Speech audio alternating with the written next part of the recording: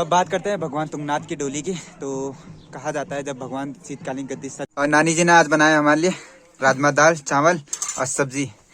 और ऐसा वाला किचन ना मैंने आपको बहुत कम दिखागा, ये होता है।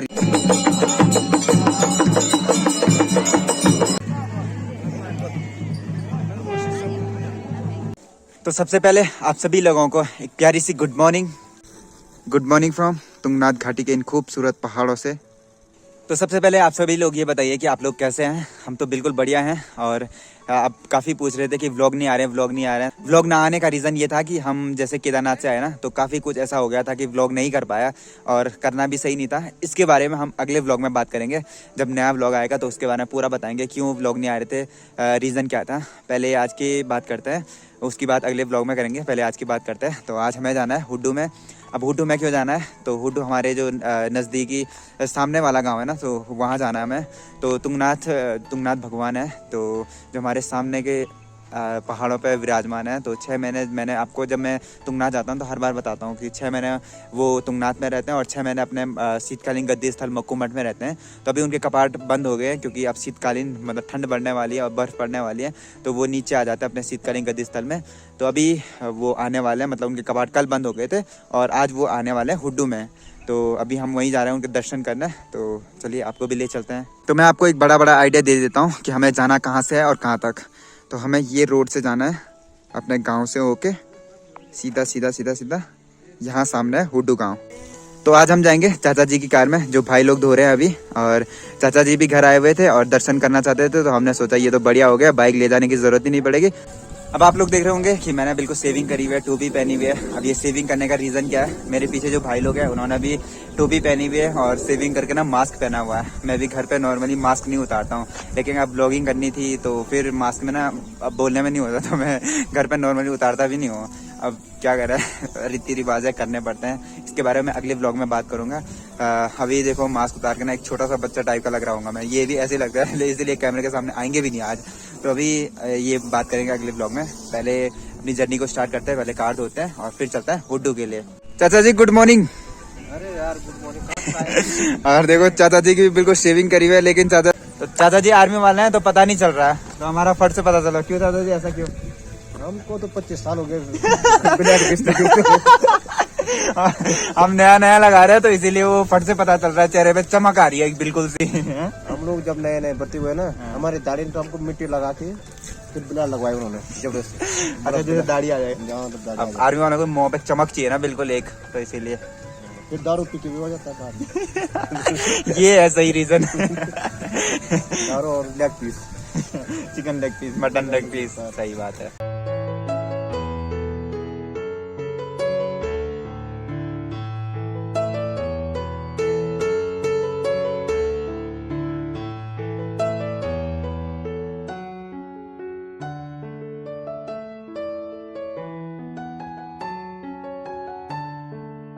तो ये पहुंच गया हम हुड्डू में, और सारी से हुड्डू पहुंचने में बस 5-10 मिनट लगते हैं अगर कंटिन्यूस चलते रहो। और चाचा तो बस रोक ही रहते हैं, रास्ते में जो मिल रहा उससे बातें करते करते तो पहुंच ही गए अभी। और चाचा जी ने अभी देखो दूसरी फौजी वाली टोपी पहन ली। अब ये रीजन क्या है टोपी पहनने का? चाचा भी खतरनाक ही है यार। तो चलो आज चाचा जी के साथ देखते हैं हम तुंगनाथ की डोली। कब देखा था लास्ट टाइम? अगले साल। और हमेशा हम घर से देखते हैं यहाँ वाली वैली, और आज यहाँ से देखते हैं वो सामने हमारा गांव। तो ये है हमारा गांव, यहाँ से लेके यहाँ तक, यहाँ सामने तक। अभी यहाँ से छोटा ही दिख रहा है ना, और ये है हमारा घर यहाँ पे, ये देखो। और हम होते होते यहाँ से और यहाँ पहुँच गए।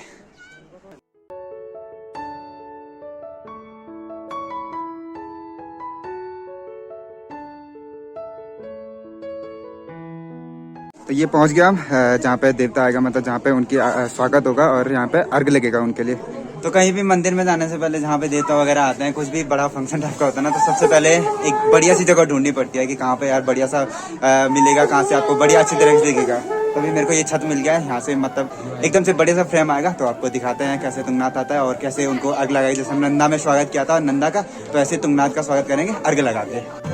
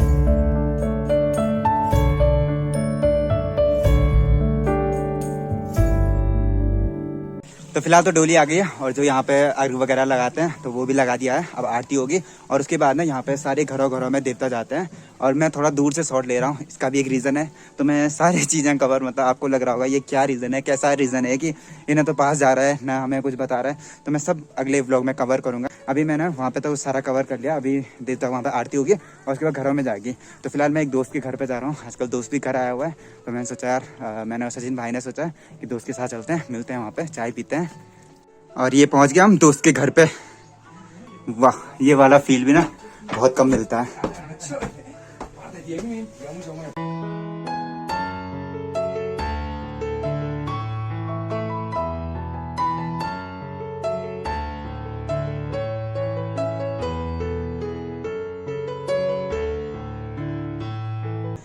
और पहाड़ों में ना ऐसे पुराने पुराने घर आपको थोड़ा कम मिलेंगे देखने को, क्योंकि लोगों ने उसको थोड़ा सा मॉडर्न तरीके से बना दिया है। और अभी मतलब लोगों ने जैसे ईंट वगैरह का यूज़ ज़्यादा करने लगे, तो ऐसे पुराने घरों को लोग भूलते जा रहे हैं। तो यहाँ पे आके मेरे को अच्छा लग रहा है कि मतलब भाई ने अच्छी तरीके से वहाँ पे रह भी रहा है। नया घर भी बना हुआ है, ऐसा नहीं कि नया घर नहीं है, तो नया भी बना हुआ है लेकिन फिर भी पुराने तरीके से घर में रह रहा, मतलब वो उससे अलग ही फील आता है। और इसका देखो एक चीज़ दिखाता हूँ आपको, इसका गेटा आपको छोटा ऐसा लग रहा होगा क्योंकि झुक के आ रहा है। तो झुकने का कारण ये था कि यहाँ पे ना इसका छत आ गया, ये नया वाला घर बना रखा है तो इसका छत आ गया, तो यहाँ पे इसीलिए मेरे को झुकना पड़ा था, नहीं तो वो पूरा गेट बड़ा है जैसे यहाँ वाला गेट है। तो अब बात करते हैं भगवान तुंगनाथ की डोली की। तो कहा जाता है जब भगवान शीतकालीन गद्दी स्थल नीचे मक्कू मठ में आते हैं ना, तो कहा जाता है कि ये हुड्डू गांव और मक्कू मठ ना उनका अपना पैतृक गांव है, मतलब वहाँ पे भगवान का ये घर है।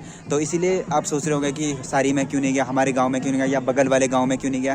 तो इसीलिए भगवान यहाँ पे आते हैं, अपने घर में आते हैं, यहाँ पे दर्शन देते हैं। और हम कितना लकी हैं ना कि हमें हर टाइम भगवान जी के दर्शन हो जाते हैं। कभी भी सुबह उठो भगवान के दर्शन हो रहे हैं, और इतने नज़दीक से लोग कितने कितने दूर से, कितनी आस्थाएँ लेके दूर से आते हैं कि हाँ हम भगवान के दर्शन करने जाएँ, तुंगनाथ के, केदारनाथ के या बद्रीनाथ के। और हम कितने लकी हैं। ये चीज़ मैंने उत्तराखंड में रह के मेरे को बहुत अच्छा लगता है कि मतलब हाँ यार हम उत्तराखंडी हैं और हम स्पेशली इन एरिया, इन क्षेत्रों में रहते हैं जहाँ पे भगवान इतने नज़दीक रहते हैं हमारे, इतने मतलब कभी भी मन चाहा तो चलो भगवान के दर्शन कर लेते हैं कभी भी, और लोग कितनी दूर से आते हैं। ये चीज़, और अभी ना भगवान सबके घर पे जाएंगे, एक एक करके सबके घर पे जाएंगे, सबके यहाँ आशीर्वाद देके फिर अपने मक्कू मठ के लिए चले जाएंगे। हुड्डू गाँव में ना आपको माल्टे बढ़िया मिलेंगे, ये देखो कितने बड़े बड़े माल्टे लगे हुए हैं। और नज़दीक के गांव में ऐसा होता है ना कि सारे रिश्तेदार हो जाते हैं। जैसे यहाँ पे चाची हैं, तो चाची यहाँ की थी, मतलब उनका मायका था। तो नानी लोगों ने बोला कि जब तुम ऊपर जा रहे हो पहले खाना खा लो, ज़बरदस्ती बोला था खाना खा लो, तो यार खाना खा के ही चलते हैं यहाँ पे। और माल्टे भी दिख रहे हैं रसीले रसीले, तो उनको भी खाएंगे और उसके साथ खाना भी खा लेते हैं। तो चलो चलो चलो चलो, नानी ने भी खाना रख दिया, एकदम पहाड़ी किचन, गजब। ना ना ना ना, ये नहीं तो ये तो बहुत बड़े थे ना। और नानी जी ने आज बनाया हमारे लिए राजमा दाल, चावल और सब्जी। थैंक यू नानी, धन्यवाद नानी जी आपने इतना प्यार दिया हमारे लिए। और ऐसा वाला किचन ना मैंने आपको बहुत कम दिखागा, ये होता है रियल पहाड़ी किचन, छोटा सा एक, और ऐसा कुछ खाना रखा हुआ है नानी ने यहाँ पे। तो चलिए खाना तो खा लिया, अब चलते हैं आगे के लिए। और डोली ना थोड़ा सा आगे है, वहाँ पे 2 अर्घ लगते हैं ना, मतलब एक गांव में यहाँ पे लगता है, एक आधा गांव के लिए वहाँ लगता है, तो इसीलिए थोड़ा सा कम भीड़ थी यहाँ पे।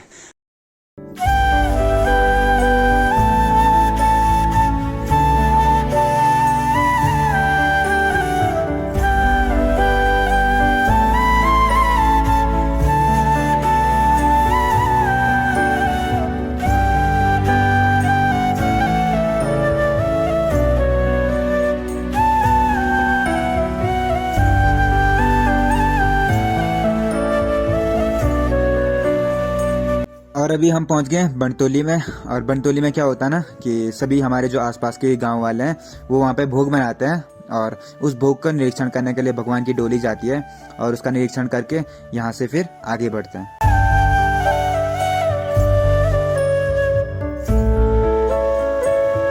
तो ये जगह जो है ये है बनतोली। तो अभी डोली जो बनतोली में पहुँच गई है, और यहाँ पे पूरे परिक्रमा करेगी, उसके बाद बैठ जाएगी अंदर। ये देखो सामने इसी तरीके से पूरा पूरा परिक्रमा करती है डोली।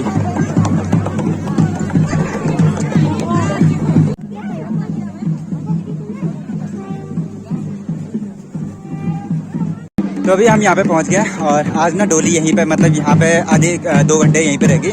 तो तो उसके बाद यहाँ से निकलेगी भनकुंड के लिए, और कल आज भनकुंड में स्टे करेगी और कल फिर निकलेगी मक्कूमठ के लिए। तो ये रूट रहता है, जैसे चोपता से निकलती है, तुंगनाथ से निकलती है, एक दिन रहती है चोपता में, दूसरे दिन आती है यहाँ पे मतलब भनकुंड में, और तीसरे दिन निकल जाती है मक्कूमठ के लिए। तो ऊपर जाने का प्रोसेस भी ऐसा ही रहता है।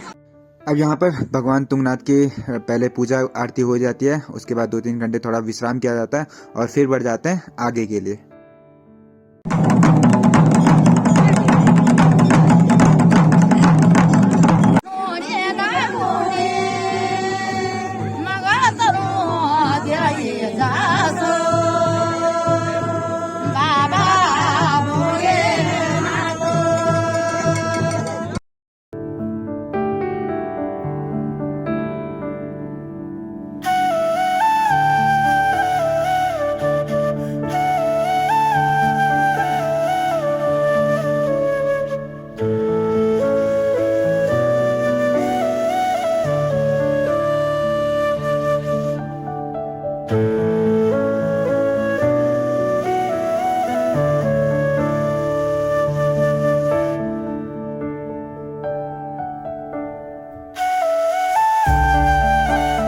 तो अभी चलते हैं बनटोली से और भनकुंड के लिए। और आज ना 3 बजे से ग्रहण है, तो इसीलिए बहुत जल्दी हो रहा है। नहीं तो अभी तक 3 बजे तक तो यहाँ बैठा रहता था, उसके बाद ही निकलता था आगे के लिए।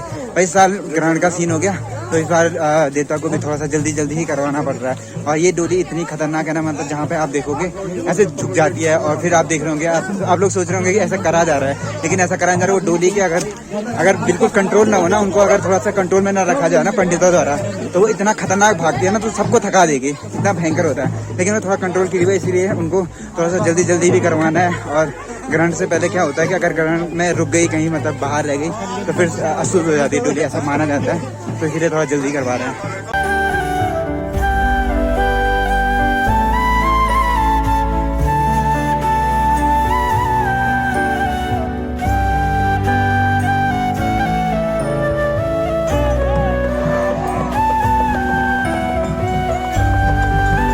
अब ये एक ऐसी टॉप है ना, यहाँ से दिखता है सीधे सामने मक्कूमठ, जहाँ भगवान की डोली 6 महीने रहती है। और यहाँ पे आने के बाद ना भगवान एकदम से मतलब डोली सीधे नहीं जाती है, पहले यहाँ से शंख बजाते हैं, फिर मक्कूमठ से शंख बजेगा ना, तो तभी डोली बजती आगे बढ़ती है। एक बार क्या हुआ कि आवाज़ उतनी पहुँची नहीं, तो शंख की मतलब वहाँ से सुनाई नहीं दिया, तो डोली यहाँ से चली ही नहीं। फिर जब वहाँ से बजाते हैं, फिर यहाँ से बजेगी, तो उसके बाद ही आगे बढ़ जाती है। तो अभी हम पहुंच गए भनकुंड में, और आज रात तुंगनाथ भगवान की जो चल विग्रह डोली है वो यहीं पे रुकेगी, यहीं पे विश्राम करेगी, इसी शिला के नीचे। और मंदिर समिति के लोग यहीं पे रहेंगे उनके साथ, और अगले दिन यहाँ से निकलेगी मक्कूमठ के लिए।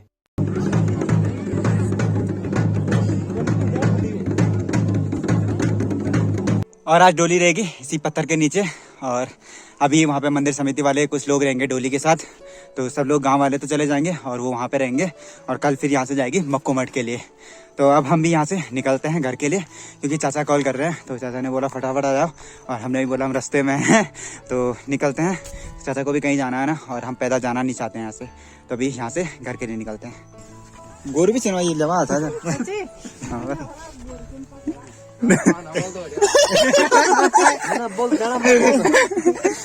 क्या चला तुम तो बोल दो क्या खाना बा।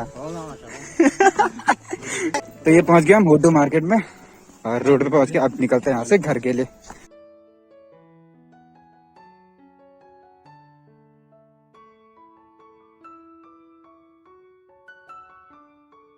तो फाइनली घर पे पहुंच गए एक खतरनाक सी ड्राइव के बाद। खतरनाक इसलिए क्योंकि ना सचिन भाई अभी नया सीख रहा है, तो चाचा ने उसको पूरी गाड़ी दे दी कि तू लेके जा। और इतने भयंकर रास्ते, पहाड़ों वाले तो कैसे रास्ते होते हैं, ऐसी सांस यहाँ तक आती थी कि आज हो गया कांड, कहीं ना कहीं हो ही जाएगा। लेकिन भाई ने फाइनली हमें घर पे पहुंचाया, इसके लिए भाई थैंक यू ब्रो। अच्छी गाड़ी चलाई उसने, मतलब मजा आ गया ड्राइव में। अब हमें ये सिखाएगा। चाचा से पूछता ना, चाचा ने इसको ऐसे फ्रीली क्यों छोड़ा चाचा आपने? उसका दिल नहीं खुलेगा साले का। दिल मतलब जो एक होता है ना आदमी के अंदर एक आत्मा होती है। अच्छा, वो डर के छुपी रहती है, उसको निकालने के लिए होती है। अरे चाचा उसके दिल के चक्कर में हमारी निकली जाती है आज तो भयंकर निकलता है। जब तक में था खतरनाक हम हाथ से भी काम ले लेंगे। सही है। थैंक यू चाचा, थैंक यू। तो चलिए अभी फिलहाल इस ब्लॉग को यहीं पे खत्म करते हैं, और सबसे पहले तो मैं अगले ब्लॉग में आपको बताऊंगा कि क्या क्या रीज़न थे, और उसका ब्लॉग का वेट करते रहिए। और ये ब्लॉग कैसा लगा आपको ज़रूर बताएगा। और अगर आप चैनल पे नए हैं तो चैनल को ज़रूर सब्सक्राइब करें, वीडियो को लाइक करें, अपने दोस्तों में ज़रूर शेयर करेगा कि हमारे पहाड़ों में ऐसा होता है। अगर आप भी पहाड़ों से हैं या कहीं से भी हैं तो इसको दोस्तों में ज़रूर शेयर करेगा। फिर मिलते हैं आपसे नए ब्लॉग में, तब तक के लिए अपना ध्यान रखिए, सेफ रहिए, सुरक्षित रहिए। जय हिंद, जय भारत, जय उत्तराखंड।